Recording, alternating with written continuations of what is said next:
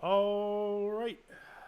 Hello and welcome to Cheat Code Radio episode number 18 Into the Starfield.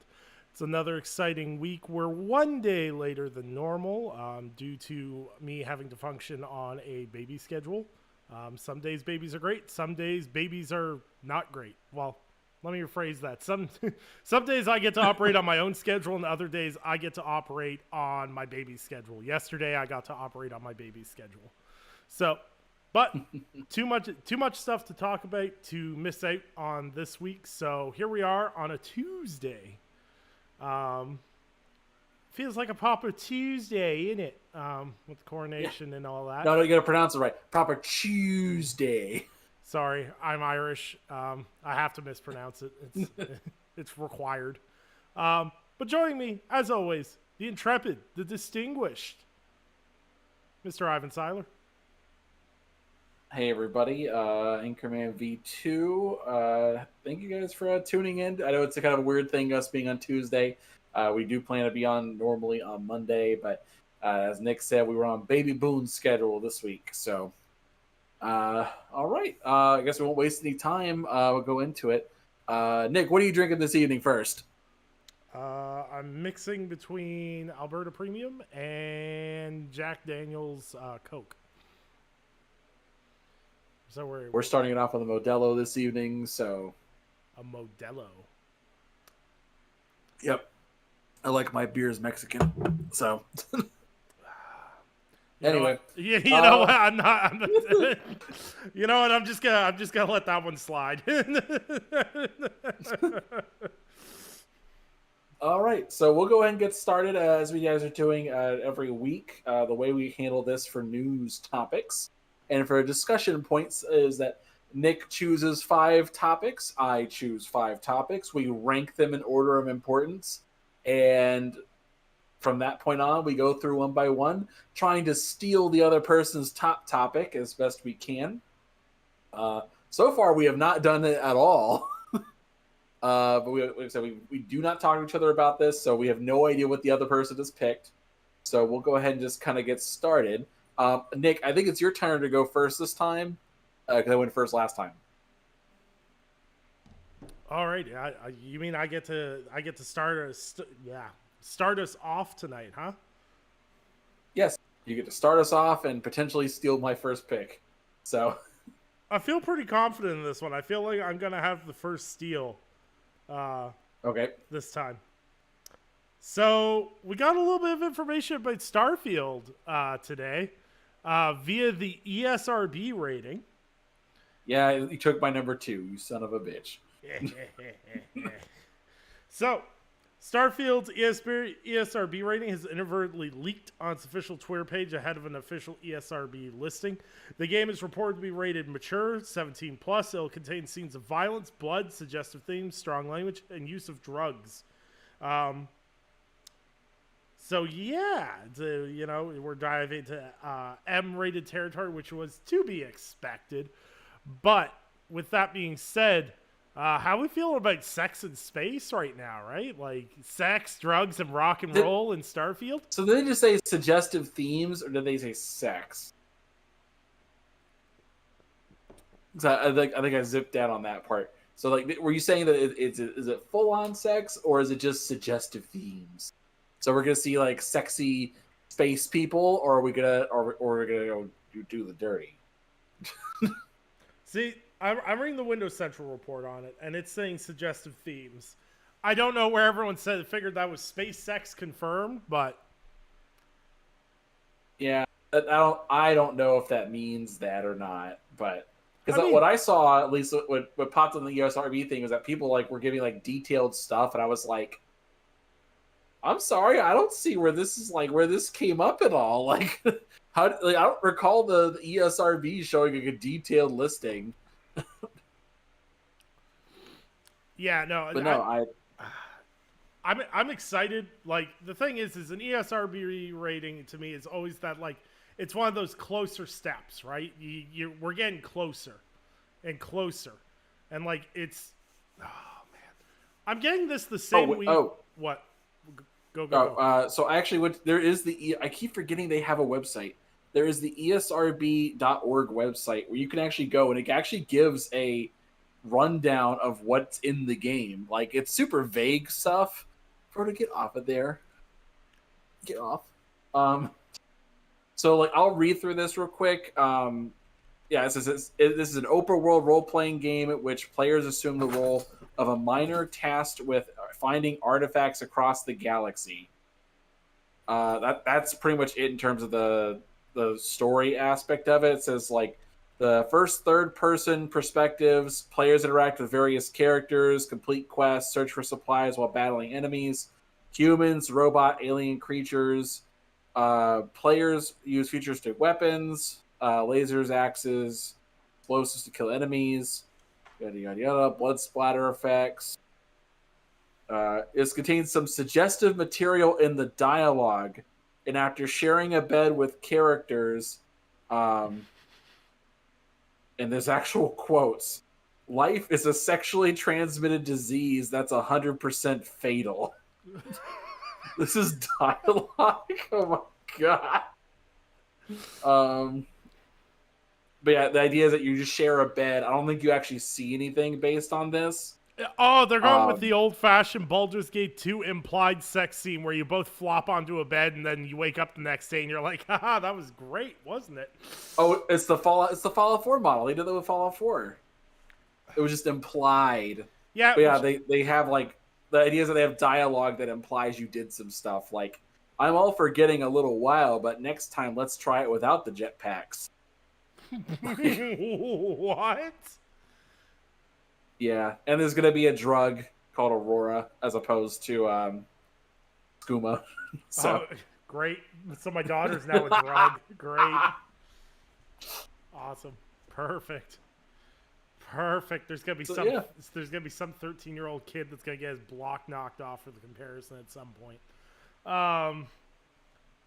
That's exciting.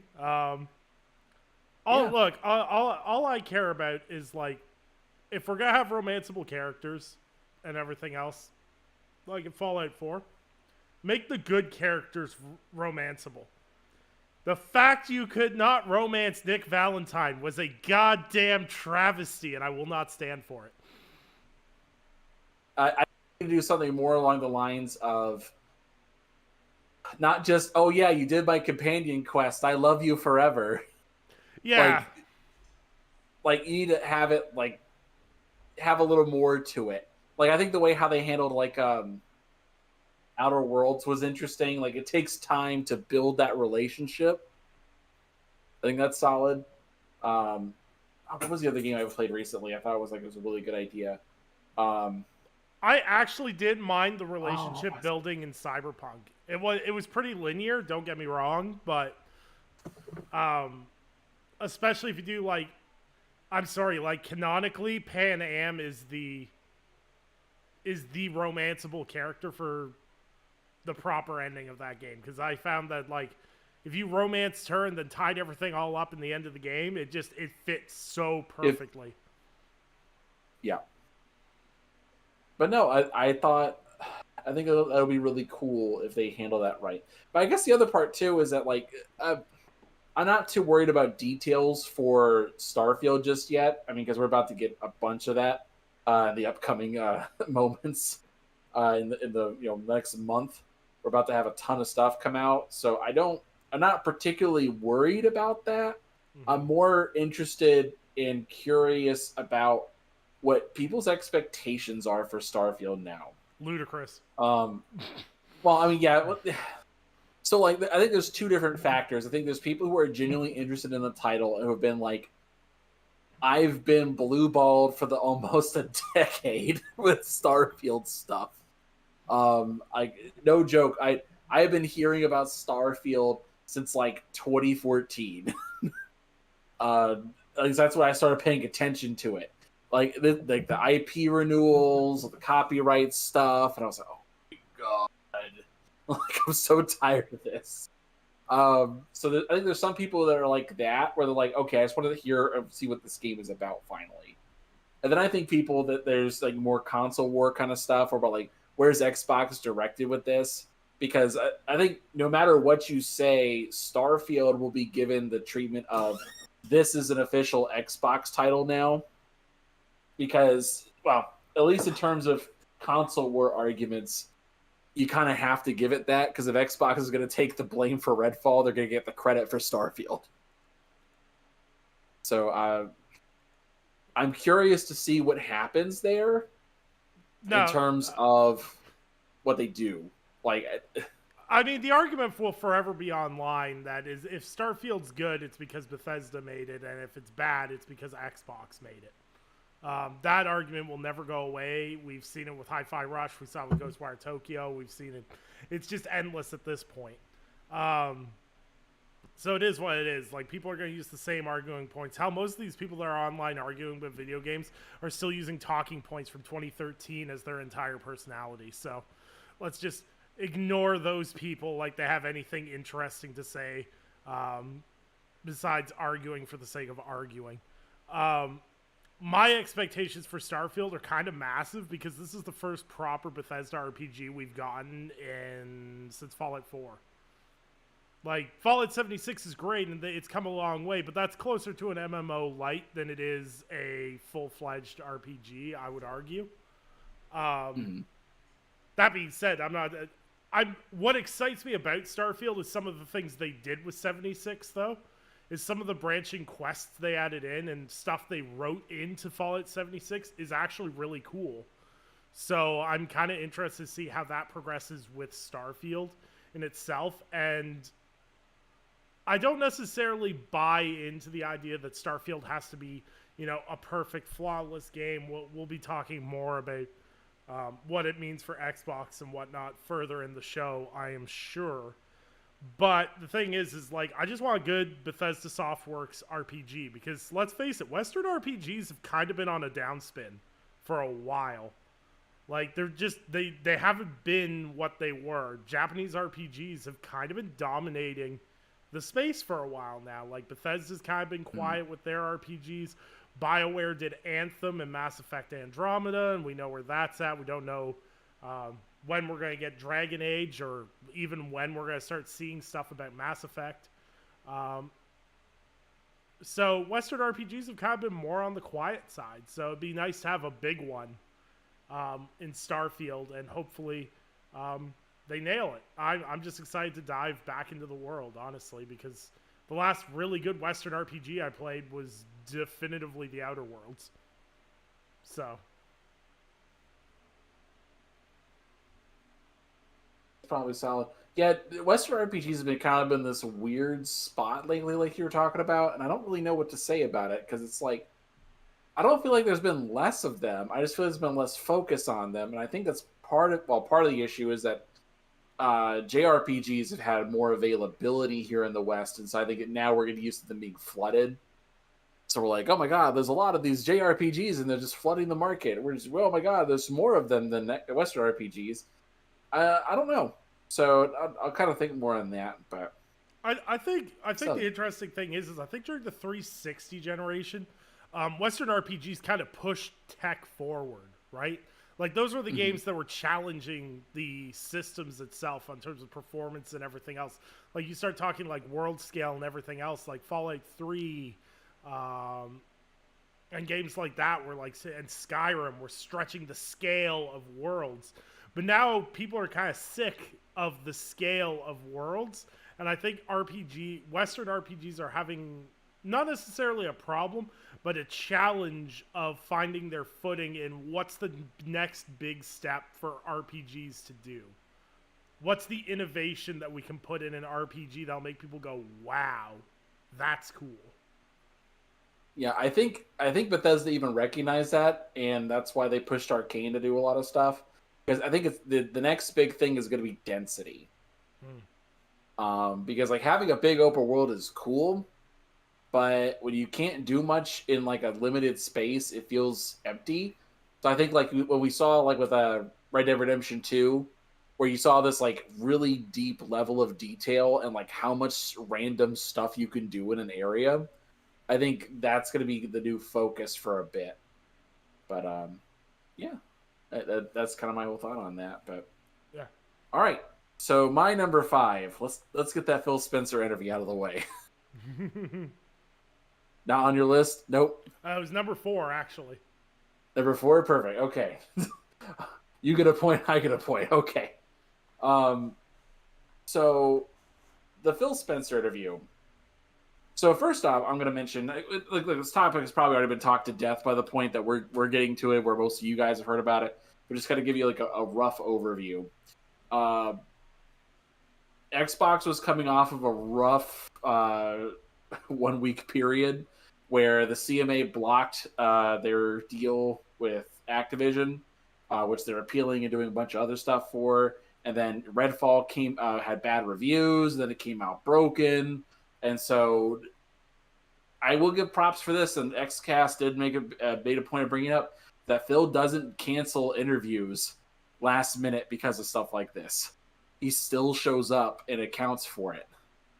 So they were talking about like he did an Animal Crossing thing, like when I forgot what the issue was, but he still showed up for that interview.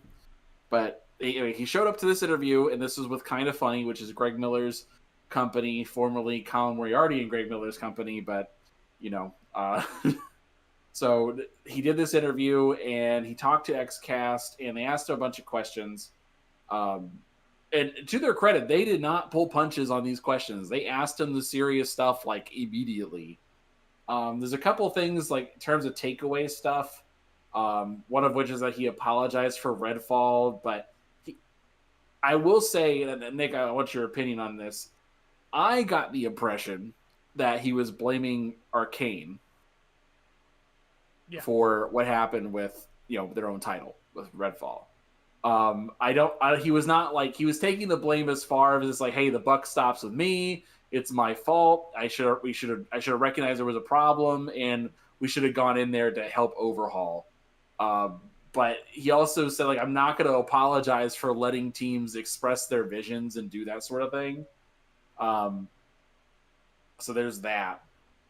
But I want to get your impressions on that, because I got the feeling that he was throwing the blame at Arcane, saying that, yeah, it's buggy and we could do stuff to fix bugs, but a delay wasn't going to fix this game.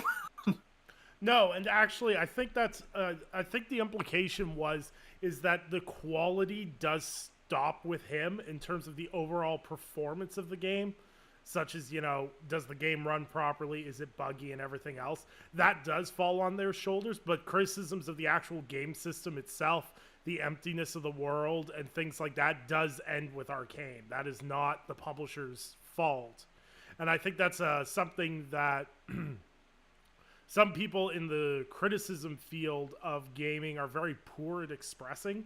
Like, for example, if something's bad with an EA game, people blame EA. They don't blame the EA studio or the studio that makes it. They blame EA for if it's bad. But if it's good, they credit the developer. It's kind of a push-shove kind of relationship. And I think that's what he was kind of pushing back against, was the fact that he was stating that, yes, the fact that this game launched broken with bugs is on leadership, but the fact the game in itself is unintuitive, not exactly what Arcane's best known for, and definitely not up to the standards that they were used to delivering, that's on them. And, like, at the end of the day, it's kind of one of those things where it's like, you can't say Xbox didn't give them time because they got a year delay for this game. And I asked the same question that I have about Halo Infinite's delay. What did that game look like when you delayed it?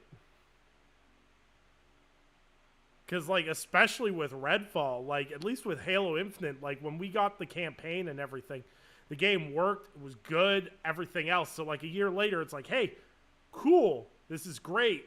But with Redfall, it's like, this is buggy, this is broken. What did this look like a year ago when you guys were planning to release this? But with all that being said, I do think that there is shared blame to be had, and I think he did a good job of dispersing it, if you will, amongst Arcane and, of course, himself and the rest of the leadership at Xbox. I think it's definitely important to make that distinction. So, also just kind of piggybacking on that, because if you guys watch Twitter, I also brought up a point about this. Um, so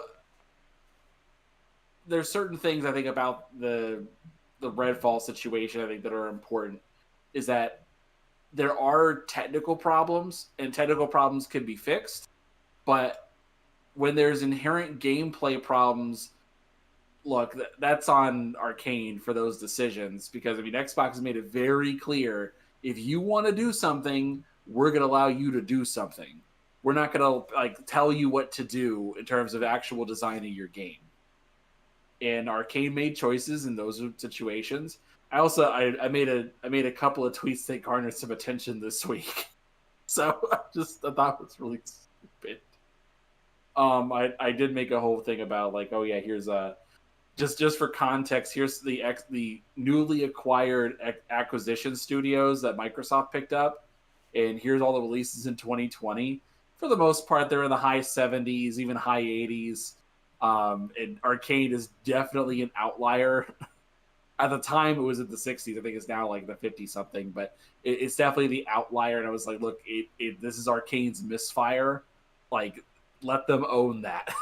Yeah. Because if it was just buggy, you wouldn't be having reviews this low. No, and that's the thing is I think Jedi Survivor. Yeah, but I think that's the difference, right? And I think that's something that was very poorly discussed this past week, is that if you have an amazing game, people will overlook bugs because they're having fun. Like, look at how buggy Skyrim was, and then look at the reviews for that game back in the day. People fought through game-breaking glitches and everything else because the game was a blast. Redfall's problem is that even if you had no performance issues, it's a 7 out of 10 at best in terms of its overall fun. If the game at its root core, if the gameplay loop at its core isn't fun, people aren't going to overlook your performance issues. True. Yeah. I found that funny that tweet got picked up by not only our friend, oh no, it's Alex, but also Bellular News, which I actually like Bellular News as a as a channel. So I was just surprised. I was like, what? Because I was listening to the video in my car and I didn't even realize what it was, and they were like, "Oh, well, I think Ivan has a point here." I was like, "What?" Threw me off. I was like, that's kind of a twofer, isn't it? Someone saying you have a good point and it being on something you're listening to. That's wild. Yeah. So anyway, that's kind of my whole thing about, well, you know, with the Phil Spencer. Oh yeah, the other part that everyone likes to talk about and has taken entirely out of context and blown up beyond all reason. Oh yeah, Phil Spencer saying that we can't just make a bunch of good games. We can't just make an 11 out of 10 game and make everybody go sell their PlayStation 5. And I don't know, and honestly, I really don't understand how people like don't understand what he's saying here. They're talking about console share. They're talking about people who have their system as their primary system. And what he said, which is the one word they're ignoring, is just. It's just making good games. It's not just making good games. Because if it was just about making good games, the PS4 wouldn't exist. Guys, when at the beginning of the generation in 2013, Xbox had the better rated exclusives. That was an actual article point saying, like, why does Sony have all these really terribly rated exclusive titles? Like, although I disagree with it, like things like was Until Dawn's one? I can't remember it. The Order 1886 had bad reviews. Mm-hmm. You had situations like Killzone Shadowfall, bad reviews. Neck, bad reviews. And it was like at launch, those Sony did not have this pedigree because their stuff wasn't ready yet. But even then, they didn't have that. But there were other things that made PlayStation 4 very appealing to people. One was the whole DRM concept, which never saw the light of day on Xbox, but we all thought it was. So that just kind of happened. there were plenty of other factors that made PlayStation 4 very dominant from the get-go. Mm-hmm. So let's not pretend it's just about the games. It's not just about the games. Plenty of other things, in fact. And I can't believe people are very dense and they just don't want to hear what he said or take anything into into context. So that's my whole spiel. I don't know what you think, but I think a lot of people like to feign ignorance when it benefits what they want to believe in. I figured it was a pretty clear-cut statement because it's not like the biggest thing is if Xbox starts producing great games, they will sell more systems. But what Phil Spencer was implying is like, if you're a PlayStation 5 only gamer and Xbox starts putting out game after game after game after game, you will most likely pick up an Xbox, but you're not going to sell your PlayStation 5. You're not all of a sudden going to drop entirely out of the PlayStation ecosystem and go only to the Xbox ecosystem. Those people very rarely exist. And I understand, like I said, there's intentional misunderstanding and then there's playing devil's advocate. And I feel like people have treaded from being the devil's advocate to just pretending they don't understand. And it's 100% true as Xbox can continue to make great games or even make amazing games, and they are going to move more consoles, but there's more to it than just that. yeah. There's getting consistent third-party support. There's, releasing hardware people want to invest in. There's all sorts of things you have to do to implore people to be invested in your ecosystem. And as we've seen with data on game sales and everything else, it's not only getting people to buy your console, it's getting them to buy other things on your console. Yeah, and not just your own exclusives. So Yes. it has to do with where are you buying those third-party titles. Mm-hmm. So, like, keep in mind, I think people who are arguing this have a inherent misunderstanding of how the console market works, and I think that's a major factor. And hence, when I hear people argue, I just ignore them for the most part because I understand they're arguing from ignorance and they don't know any better. Uh, so my thing is that for a crash course on how economics works in the console space. So when you buy a system, you are not the company doesn't make a really good chunk of money on you buying the system. They don't care. You could buy it secondhand, doesn't matter. Like at this point in the game, Xbox and Sony are making profit per unit sold, but it's not like, oh yeah, this like every system I sell, I might get $50 maybe, which is not a lot of money when you really break it down. What really matters is the software. And like I think if anything we definitely learned about is that your first party titles you have to pay money and invest in order to get a return later.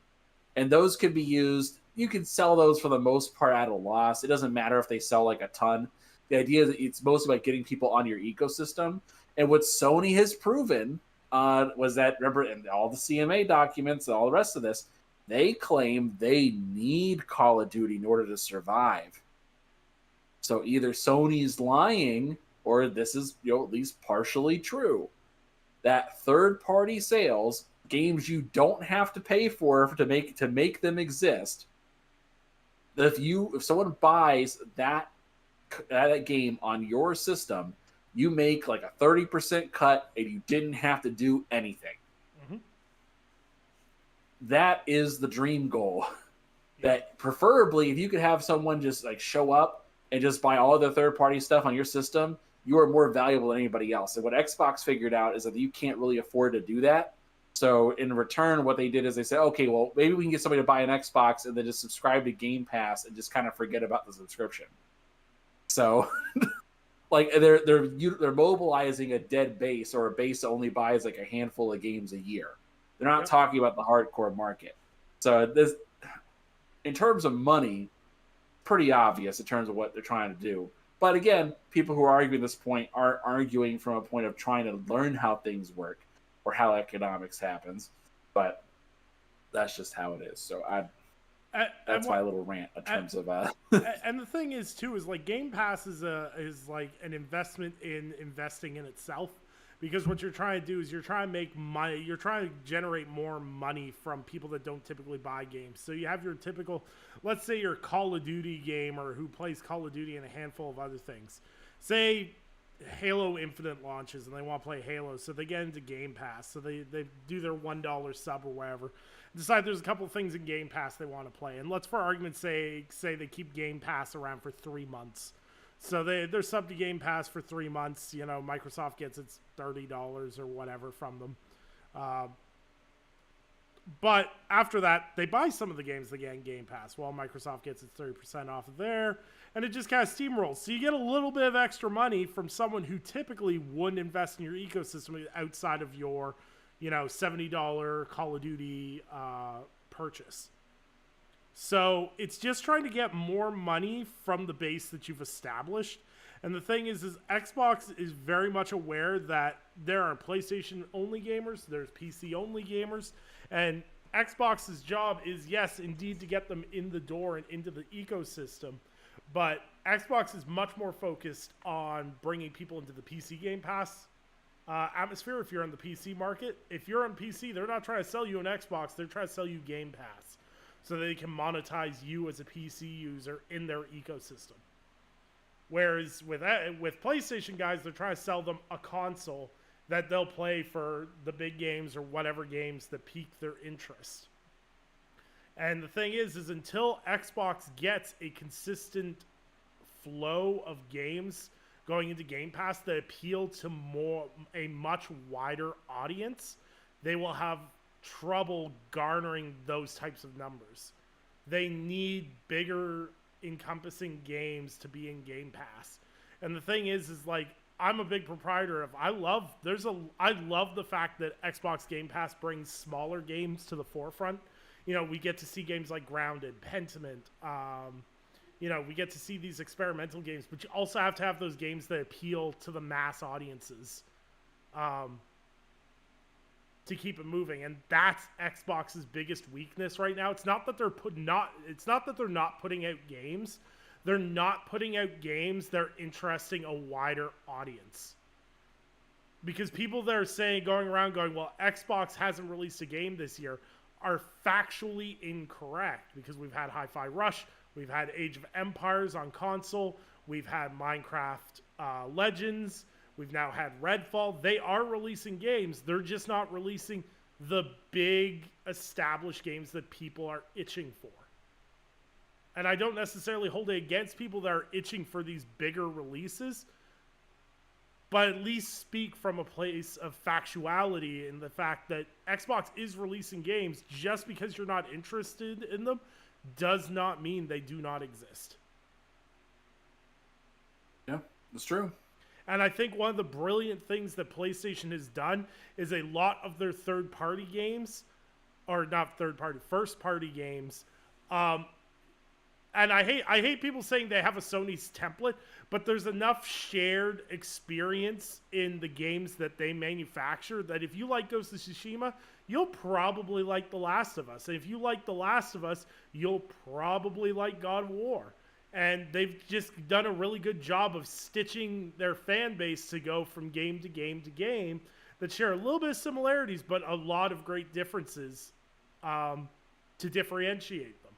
And I think Xbox just has to kind of do the same thing, but in their own way.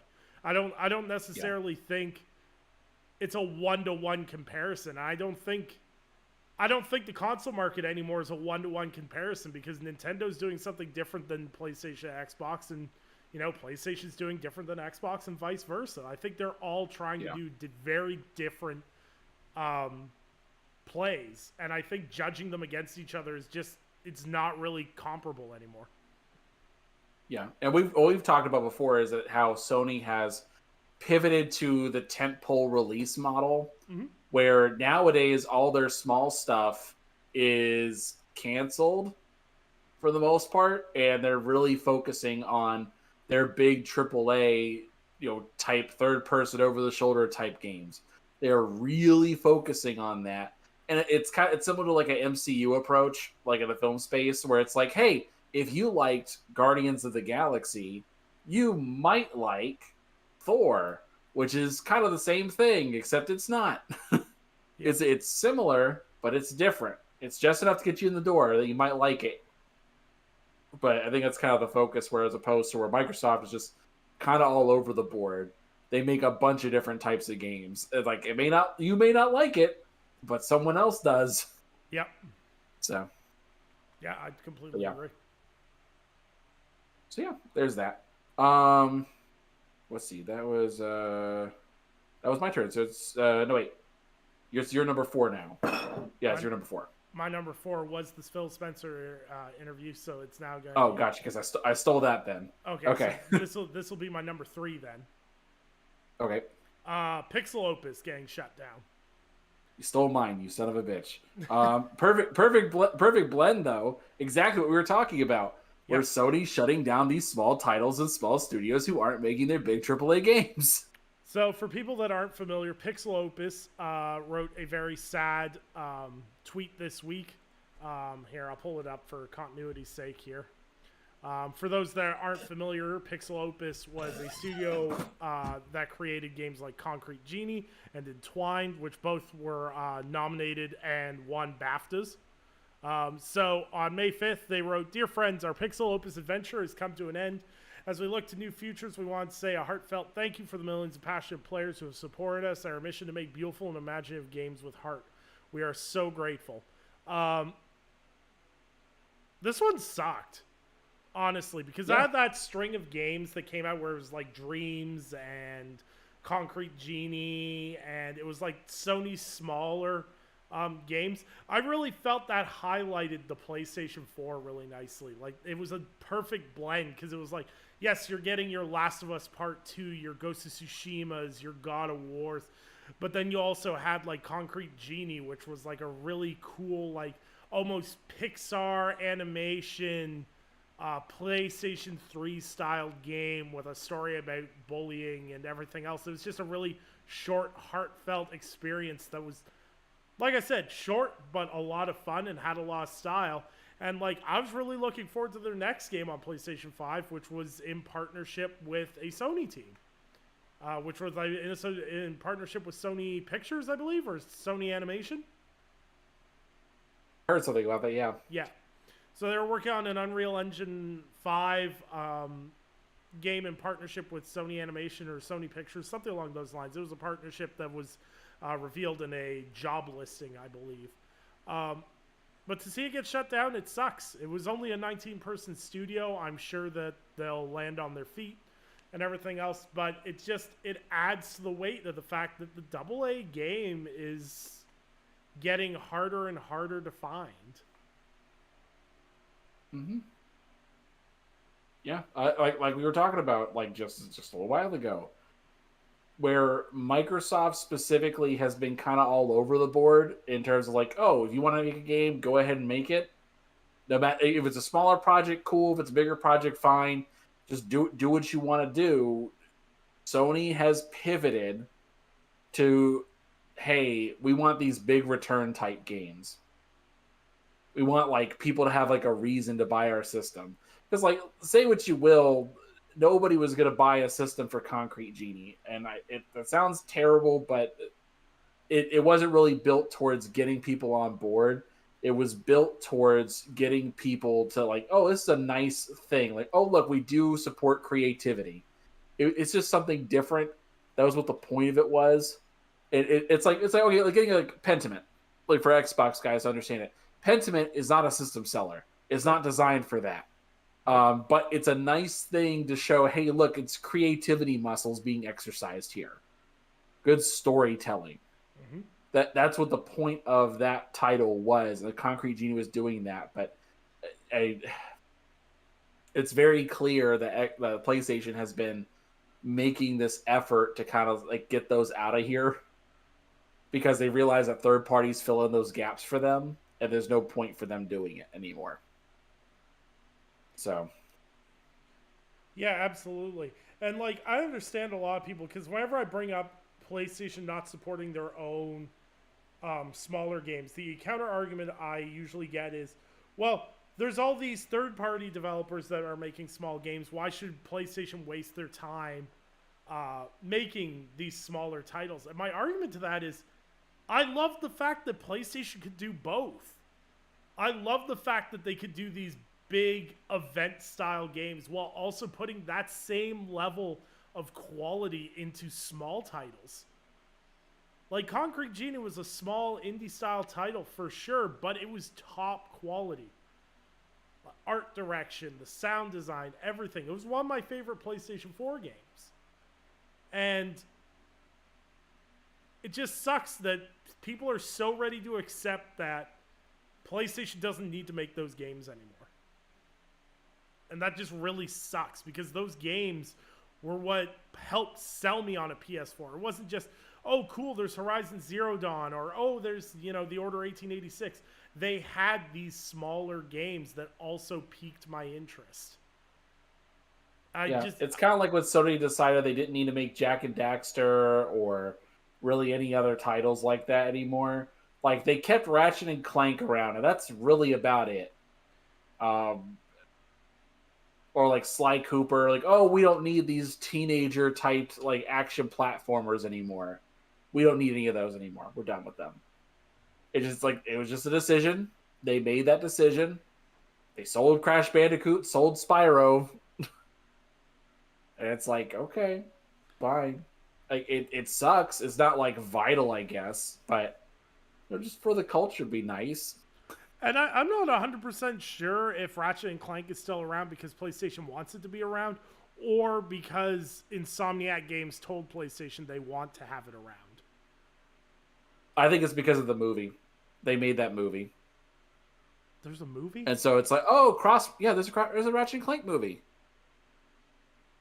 It came out 2016. They had the whole revamp for Ratchet and Clank because of the movie. Oh.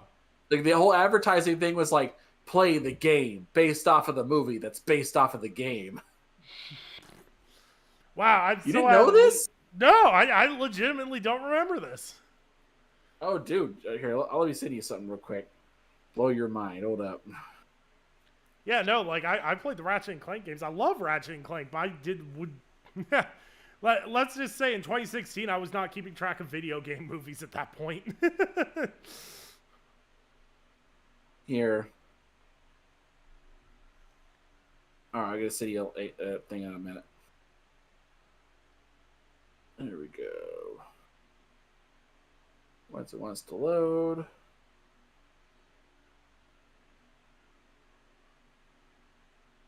Go.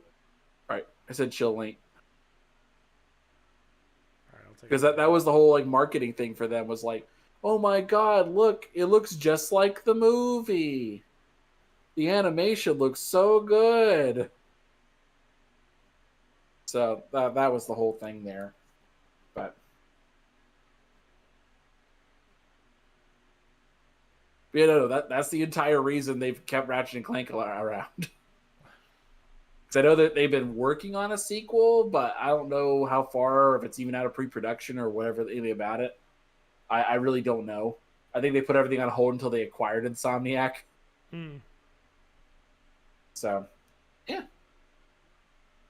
But no, it sucks what happens to Pixel Opus. I hope the right people hire them and they get to work on their projects they want to work on. But I don't know what to tell them. Sure sucks. So, all right.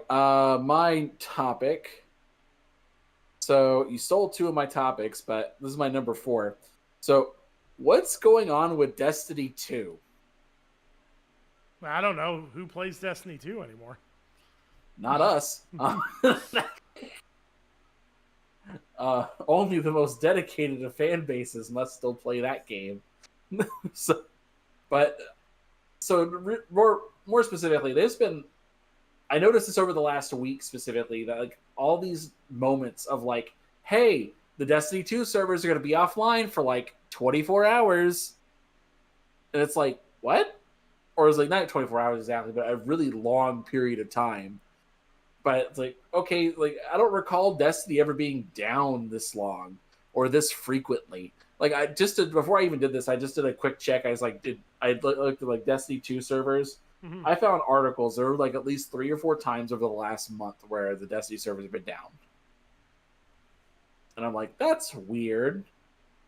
And then also on top of that, A lot of people have been having issues with the last expansion that came out, specifically pointing out the writing, saying it wasn't very good. Mhm. And so I'm kind of like, okay, maybe it's just like a dud of an expansion. Maybe that's what it is. I mean, that happens on occasion. Like, you can't have fire every time an expansion comes out. It's just not. It's not how it is. But then the other thing too is like, okay, you have this one, and then they made like the season pass price increase, where it's like, okay, and they did it very sneakily. Where before they was like $10 before, now it's $12. But the thing is, they made it so you can't buy it just with your own currency. You have to use in-game currency, and the Right. only way, where before you had to spend $10, now you technically have to spend $15 for it, because that only the cheapest way you can get the silver for it is you get to buy a 10 pack and a 5 or a 1,000 pack and then a 500 pack. So it's going to cost you $15. So they basically increased the price. They technically increased the price by 50%. Hmm. But it's like, okay, so why are you doing this all of a sudden? Like, and this is a call that happened after Sony took over ownership. So this is something that Sony definitely knew about as well. So it's not like it's just anybody. So is this like a milking thing? Are they like ramping up for another title they're going to work on? Um, I don't know what's going on exactly. Just a very weird choice. I don't know. Do you have any insight on this, Nick? Do you have the inside track? Give us all the scoop. Uh, I've seen some really weird things. I don't keep track of a lot of Destiny stuff. Most of my Destiny knowledge comes basically from like editing articles from the people who cover Destiny on Lords of Gaming. So my knowledge on Destiny is very much from a fan's perspective, and I know the last expansion didn't hit as well with a lot of the fan base as the previous one had. Witch Queen was held in very high regard, whereas the most recent one, which is Lightfall, I believe, did not quite hit the right story beats for a lot of its fans. So I know a lot of people are disgruntled about that. I saw some people being disgruntled about the season pass price going up because of that whole you have to buy 1,000 currency pack and then buy a 500 currency pack. So I can understand some frustrations flowing around about that. There's been stuff about certain game modes being broken, certain abilities being broken, but this is kind of, from the outside looking in, it looks like a lot of very common live service problems where it's like you fix one thing, you break another thing. So then you go and fix that thing and then it breaks something else. And I think Destiny's biggest problem seems to be continuity. From the outside looking in, continuity seems to be their biggest problem. It feels like all the time they're overhauling a system. If something doesn't hit right, they'll completely overhaul it and redo it. Like, part of the reason why Destiny is so unappealing to me is there's so many different systems at play when you first start the game that it's overwhelming. You have your light level, you have all this different stuff that I like. I play games to have fun, not to be overwhelmed in tutorials and title screens and everything else. And then when half of your story content is sunsetted, I don't really know how you onboard new players. So I don't pretend to understand what's going on with Bungie as a whole. But it's really weird because I don't think resources would be a problem considering they're owned by PlayStation. And PlayStation doesn't exactly have a track record for letting their studios, not be properly stocked and resourced properly. So maybe Bungie's having some different underlying problems. I definitely don't want to imply anything because I don't rightly know, but that's just the stuff I know of. Is I know the biggest challenges facing Destiny right now is the time to the next expansion, because this expansion didn't hit, so people are eager for the next one, but the next one isn't on the horizon for a while, and onboarding new players continues to be the biggest challenge that faces Destiny 2 as an overall whole.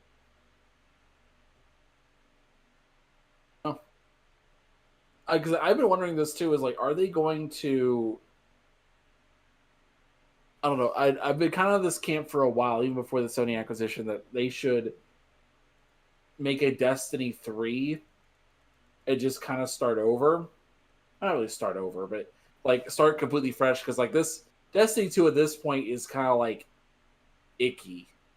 It's probably it's just, I don't want to touch it because on one hand it's like it's Activision like during their scummy practices and like you could definitely smell the microtransactions on them and just really messed up game design stuff like making shaders a consumable item and doing weird stuff like that. You could definitely like smell it still on there, and I kind of want them to start entirely fresh. Like, hey, this is a new us.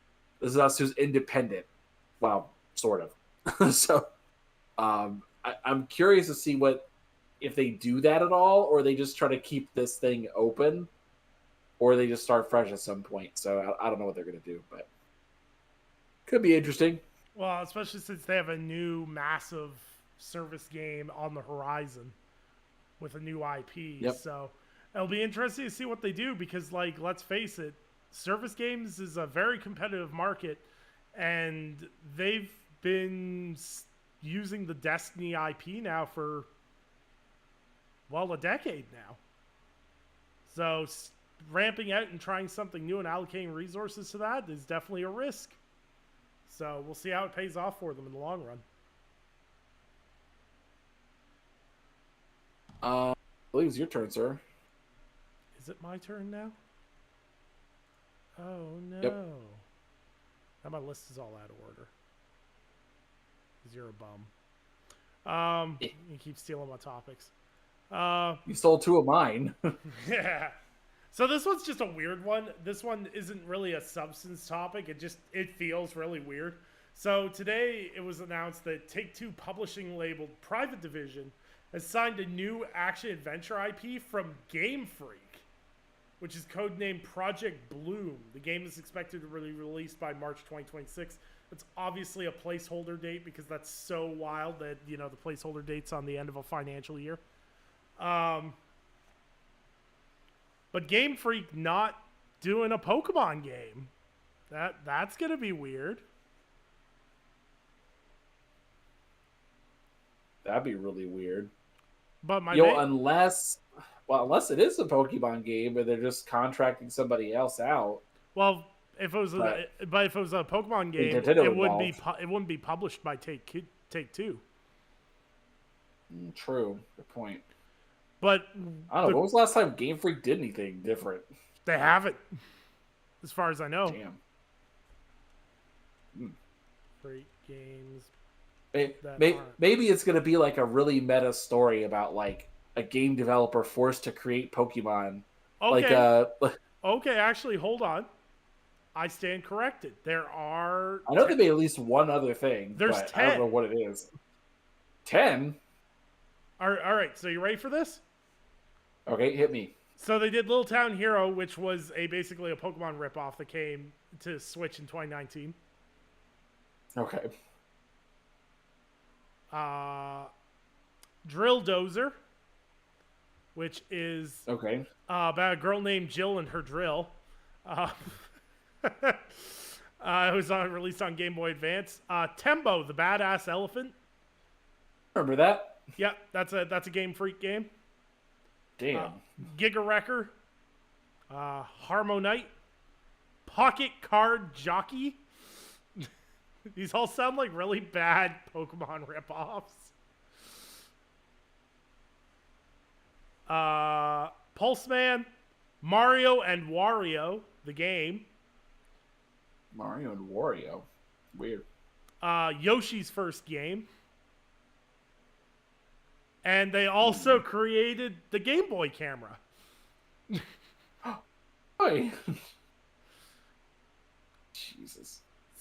So yeah, man. I don't know what they're gonna make. Who knows? Could be good. Could be bad. Who can guess at this point? Yeah, no. So their track record dictates this game will not be good. Actually, their track record with Pokemon lately hasn't been good either. But with that being said, do you think they're taking this, because this sounds like it's going to be a significant title with an action RPG signed by Private Division. Do you think this is Could they be looking for something to rely on that isn't Pokemon? Because maybe Nintendo's starting to feel some type of way about the quality of Pokemon? If I had to guess, I think it's more of them wanting to trying to do something different. Because like I feel like the last few Pokemon games, they've been trying to do other things like just a little bit different. Mm-hmm. Like it's like okay, like was the last two Pokemon games? There was like Scarlet and Violet, which is the most recent ones, and then before that it was like the remake. I forgot what it was called. I always think that remakes are like Heart Gold and Soul Silver, but I know it's so old. But like the idea of like, oh, Pokemon is like an RPG where you're walking around with like a third person camera and you can see the Pokemon in the grass, that kind of thing. Like that's been something people have been wanting for a long time, and they finally delivered on that. Maybe this is them like, hey, we're gonna go, sow our oats and come back a little bit later, maybe with some new ideas. So it could be something like that. Yeah, who knows? We'll just have to wait and see. It's just interesting to me. It seems oddly timed that they're announcing this just after the last Pokemon came out. I think last year. Yeah, it was last year. Yeah, that's right. Yep. Could be interesting. So. Watch it be a hack and slash RPG featuring Tom Nook. Tom, like, no, a serial killer inside of Animal Crossing, and you have to find out who the serial killer is. One of your villagers is a serial killer. He strikes every night. No, you have to hunt it down and find out who it is. Animal Crossing. New Noir. The LA Noir Animal Crossing crossover everyone wants. Tom Nook is a drunk, womanizing raccoon. No, the mayor is actually just like some random, like, you're a new detective, new to Animal Crossing. Plays jazz in the background, raiding all the time. Eternal night. Whenever you have internal monologue, it goes to black and white, but then switches back to the cartoony graphics color when you're not internal monologuing. Was it raining finally? All right. No, sorry. We've been needing some rain here. It'd been really nice. Anyway, so yeah. My last topic, because you stole my third and second one, is let's talk about Redfall impressions. Because I played it with you yesterday for the first time. I made an intentional. I waited intentionally for a week for like hot fixes and stuff to come out, and holy shit, I got some impressions for the rest of you. So,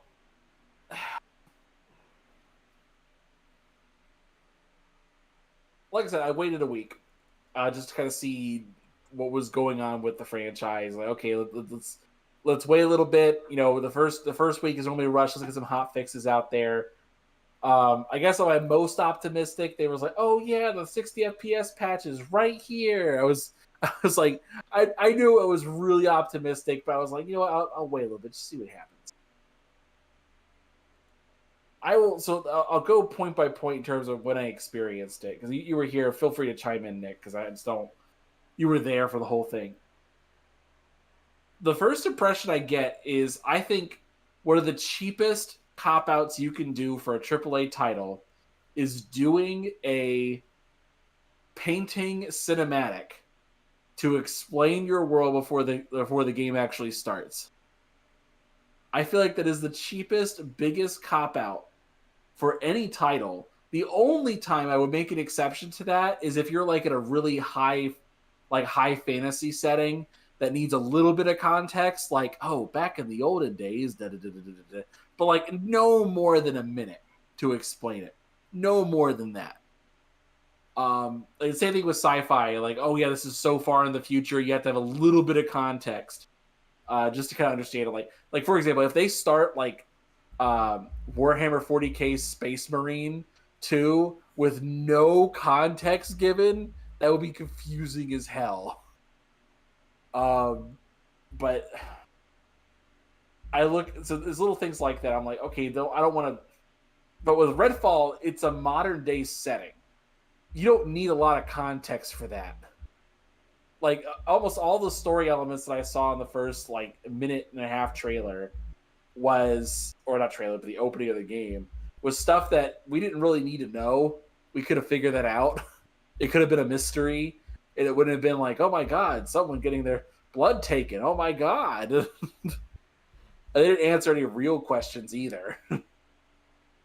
But then, like, starting off with just like a really boring cinematic, like, oh yeah, you're special, you survive, I'm not gonna kill you. Oh, plot convenience, let me run away.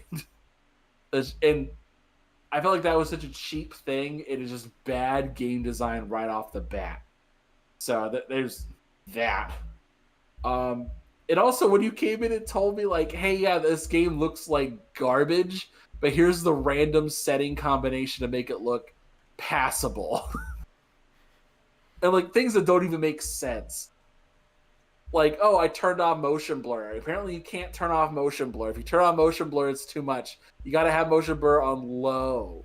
Oh yeah, the field of view has to be wider.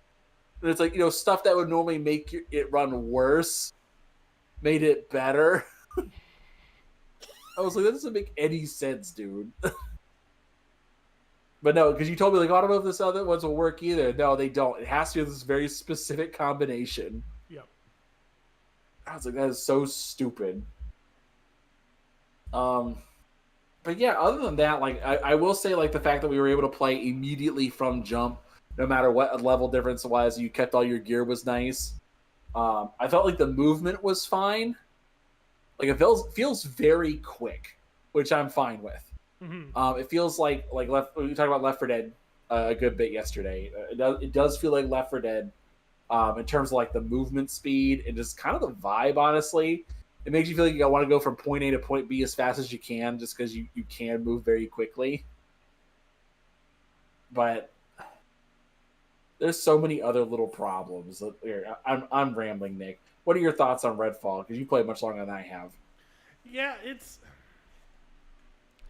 so weird because Arcane typically we talked about this last episode. Is Arcane's a developer of systems typically, but what's so wild about Redfall is the systems are the worst part of the game. Like bugs aside, and like this game has some doozies. Like I had a bug while I was playing with you and Shogun. I joined you guys. I loaded up my sniper rifle, and what would happen as soon as I aimed down the sight, my magazine would magically empty. So then I'd try a fire, and it would do the reload animation. So it'd reload me, show the clip was reloaded, and then the moment I scoped in again, it would unload the magazine again. I'd be prompted to reload again. While I was playing with Sam on the weekend, when I was using my pistol, I switched to my sniper rifle, shot a guy, switched back to my pistol. It gave me the scope still. I'd aim down sight on my iron sight pistol, and it would put a scope on my entire screen. And it was and it was only the pistol. I could switch to an assault rifle, it'd be fine. Switch to a shotgun, it'd be fine. I pull up a pistol, it would have the scope on it. And it's just weird stuff like that. I saw one bug today that someone shared where their guns were invisible. They couldn't tell what gun they were using because there was nothing in their hands, but they could still shoot stuff. And like, what frustrates me most about Redfall is the potential that's there with the setting. Because, like, we don't have vampire games. We do not. Yeah, we don't have a lot of vampire games, which is funny, actually, because, like, nowadays, like, in film, we have tons of vampire movies and shit everywhere. But, like, zombie movies are, well, less and less frequent. And then in video games is the exact opposite. We have zombie games for days. Like games nobody even asked for just start coming out again. But no, that's a really good point. We really don't have a lot of vampire games. I mean, there's Vampire Masquerade. But that's been developed for years. There was one that came out like recently, right? Yeah, there's like a prequel game thing, and then they also had that Battle Royale that PlayStation guys played for a week as an own on Xbox guys for not having it, and then they never touched it again. Yeah. What else was there? I mean, there's Vampire, but yeah, like those games are like at least 2 or 3 years in between. Mm-hmm. one popping up, and they're never big titles either. So Nope. yeah, no, that's interesting. That's a good point. There's not a lot of vampire games, so it's kind of sad to watch this. Yeah, and that's the thing. It's like this had the potential to be a good game, and like I know you and Shogun were finding more of Left 4 Dead comparisons. The more I play it, the more I sat there is when someone at Arcane played Far Cry 5 and went, we could do this. Hmm. Because, like, I haven't played Far Cry since Far Cry 5, and the moment I hopped in, I was like, this feels like a lower quality Far Cry game. And Yeah. what makes Far Cry games so great is the over-the-top settings, the stupidity of the characters, everything else. Like, the games are so ridiculous at this point. Like, being able to shoot up on something and then, like, one-handed punch a bear in the mouth. Or the fact you have a pet bear named Cheeseburger and all this other crap. But, like, I don't know, Redfall just lacks any sort of meaningful identity. Like, I was playing the other night, and I was just wandering around doing open world stuff. You know how you get when you're playing an open world game, where you're just going marker to marker, you're not really absorbing anything, you're just kind of like trying to enjoy the combat loop and do some side stuff? Those are Far Cry games. Yes, I understand. Yeah. And, like, I just wasn't engaged. Like, I was doing things, but, like, the shooting's okay. The killing the vampires is okay. Like, it's not amazing. It's not even great, but it's like it's okay. Yeah, it's solid gun mechanics. I felt like those were fine. Yeah. Like it just doesn't. My problem is that Arcane's identity prior to this title was they were gifted in environmental design and storytelling. So like, I haven't played that much because I only played about an hour with you. So I can't really say much about environmental storytelling yet, but I feel like the designs don't feel like they used to, because Arcane was really good at making things feel lived in. Like, oh, this is a place people inhabit and it's real. And I was like, oh, okay, I can get down with that. I can figure that out. But this place doesn't feel like that at all. And they're also really good at making things very dense. Like things are on top of each other, but they don't feel like they're too crowded necessarily. And that's something that Arcane's really good at doing in terms of their design. And it doesn't feel like that with Redfall so far. It feels like everything's just really far apart. Like I put this out on Twitter. I felt like Redfall was a very small town, and they literally grabbed the edges of the map and just stretched to pull things out as far as possible. Mm-hmm. I just don't. It just feels really weird. I can't get over that. Like it just doesn't. In terms of game design, like you could tell something changed like mid development in terms of what the focus was. Like I firmly believe that what their first intention was, in terms of design, and you could see this in terms of like how the world itself is designed, was this was supposed to be like a Avengers game, Destiny, Outriders, whatever you want to call it, where it's like not an MMO light necessarily, but it was supposed to be this type of looter shooter design that was a co-op focus. Mm-hmm. And you collecting and, oh yeah, this is my character, and they give you very minimal superficial character moments so you can kind of get an idea like, oh yeah, this is who my character is. My guy's a cryptozoologist and my guy is a mental case or something like that. Mm-hmm. They give you just enough to have a little bit of flavor, but largely interchangeable. And it feels terrible because it feels like what they did was they pivoted. Was that and timeline wise, it could be like, hey, they've been working on this game since like 2018, maybe. I don't know. I'm just spitballing a date here, or maybe 2017 after Prey came out. Maybe it was something like that, and they've been working on this, and they were going to make this, or ZeniMax told them they were going to make this type of MMO light shooter type game, and so they were making that, and then it's like, oh, we got acquired, so it's not like a major concern anymore. do what you want to do with it. And by the time that happened, it was like, well, what do we do with this? Mm-hmm. We don't want to do this like big microtransaction laden game. Where do we go now?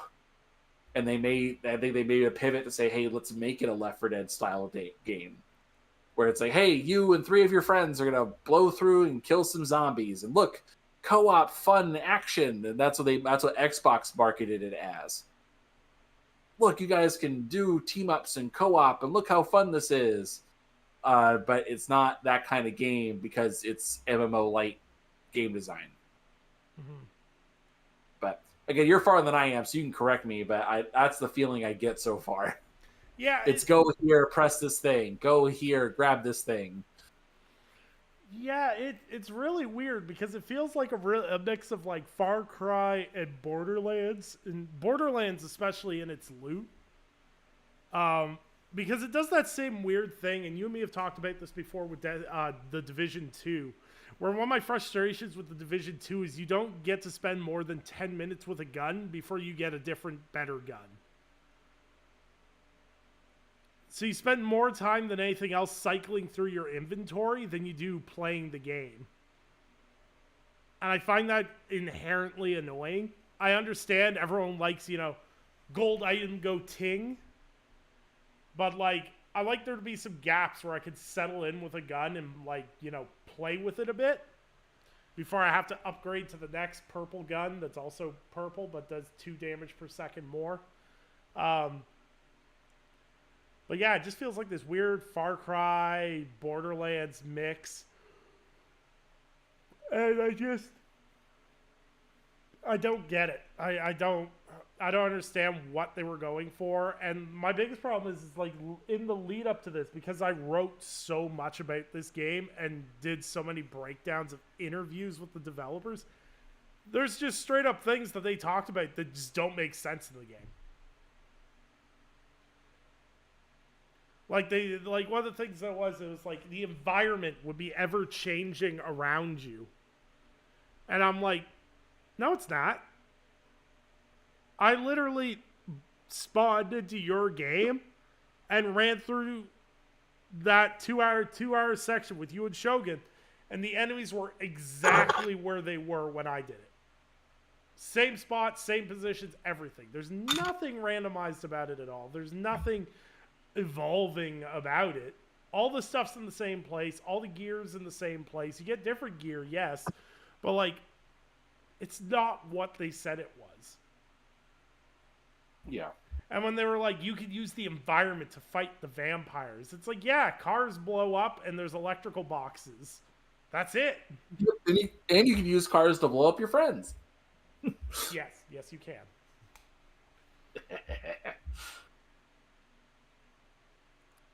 But yeah, no, I get it, dude. I'm in the same boat as you. Like, it feels like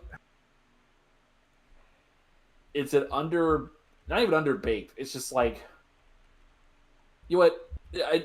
Let's put the idea like, oh yeah, let's put it back in the oven. Let's cook some more. No, this is not even supposed to be cooked in the first place. We were supposed to do this like sous vide. Why are we putting this in the oven? Like, this is a whole different preparation technique. Like, no, it didn't need more time. It needed to go back to the drawing board. That's really what the game needed. But these are just things that happen. I don't know what else to say about it. I really don't. Yeah, I don't know. It's...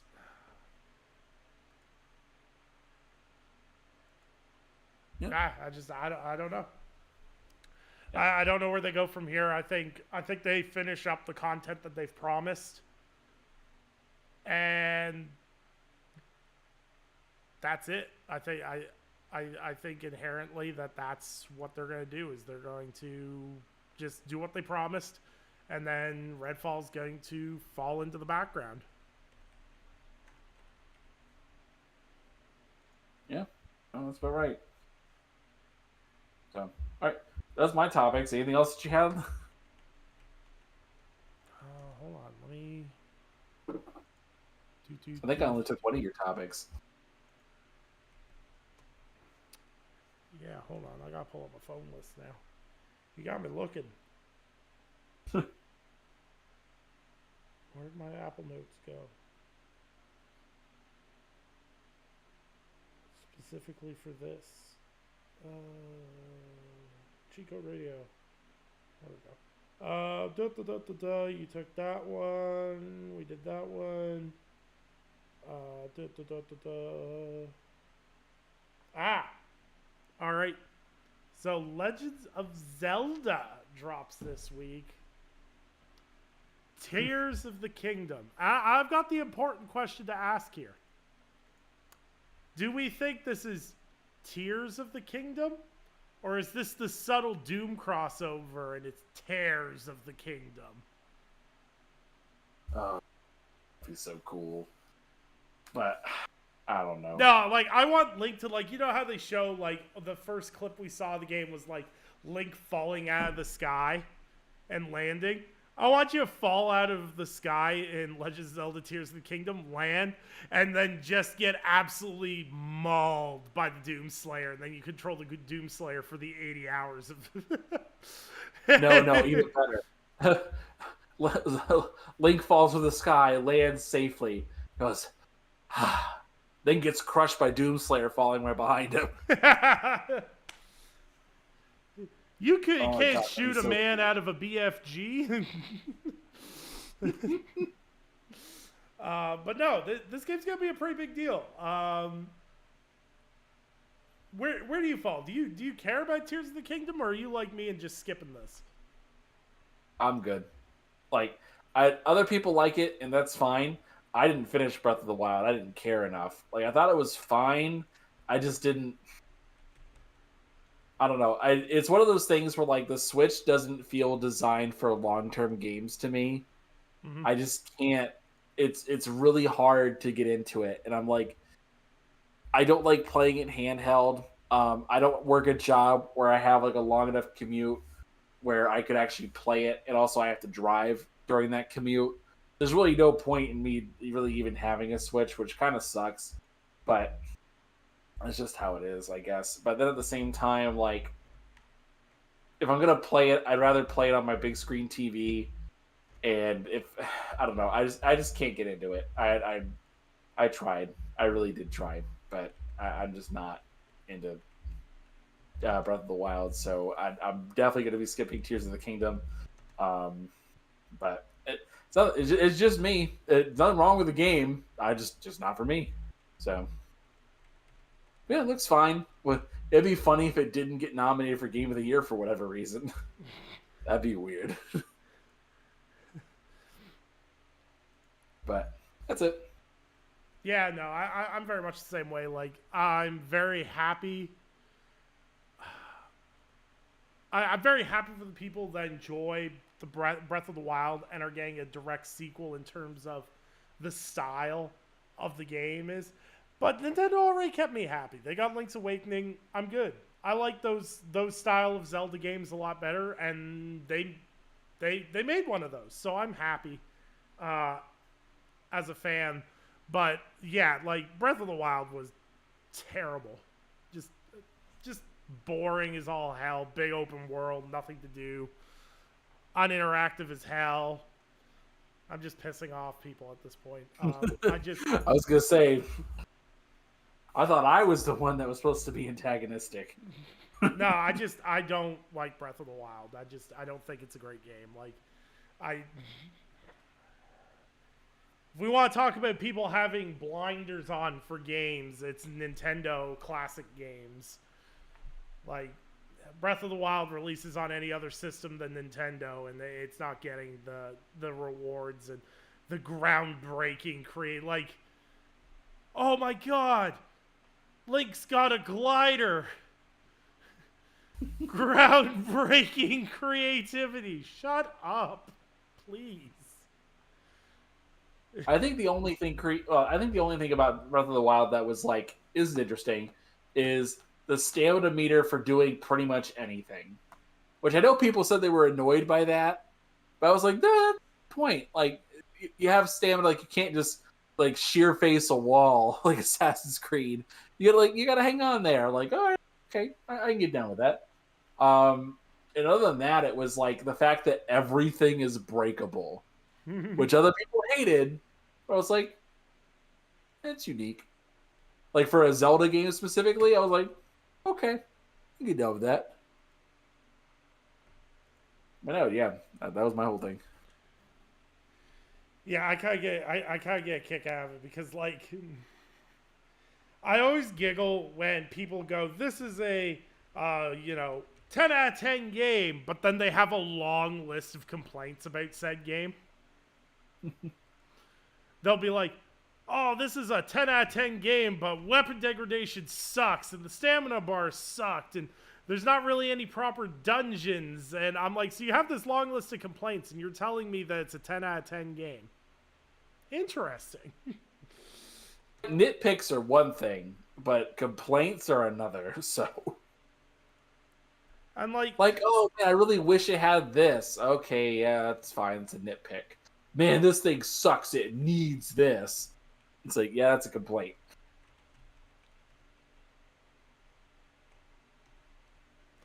yeah, No. yeah.